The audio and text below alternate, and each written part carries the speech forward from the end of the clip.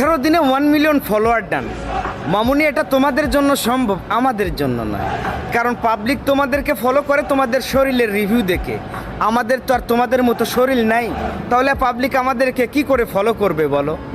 আব্দুল কাদের জেলানী রহমতুল্লাহ আলাই, উনি মায়ের গর্ভে থাকতে 18 পারা কোরআনের হাফেজ হয়েছিলেন। কারণ ওনার আম্মা ফাতেমা নিজে 18 পারা কোরআনের হাফেজা ছিলেন, তাই ওনাকে গর্ভে রেখে সকাল সন্ধ্যায় রাইতে দিনে প্রত্যেকটা নামাজের রাকাতে উনি কোরআন তিলাওয়াত করতেন।